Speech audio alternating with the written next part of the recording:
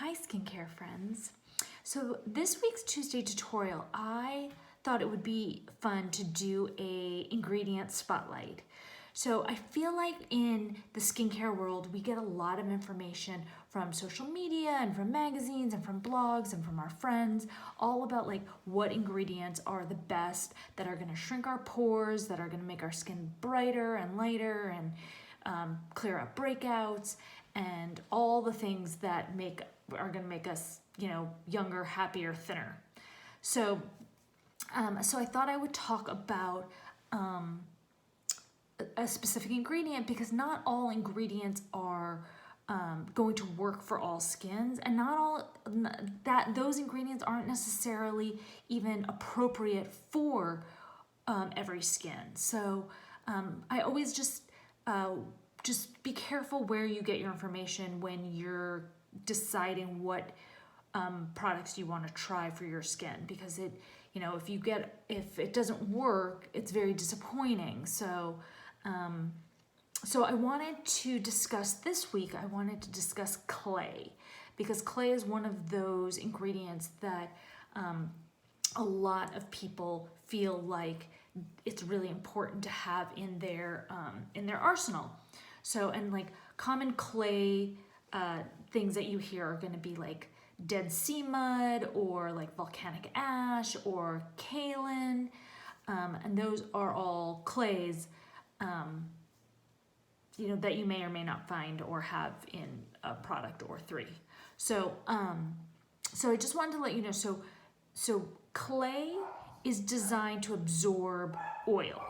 So if you are a very, very oily skin, clay is going to be great. For teenagers, for the rest of us, it might be over drying.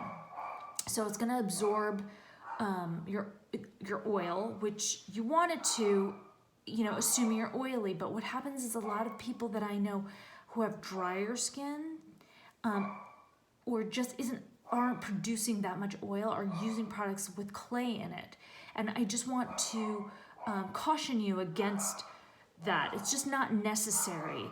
Because clay is designed to absorb oil. So once your oil is absorbed, then your skin is going to feel tighter. Your pores are going to feel tighter, which I understand you think in your brain that that's something that you want, but in fact your skin doesn't, because then your skin gets nervous and starts to overproduce oil, and in a day or three you could potentially have a breakout, or a lot of breakouts.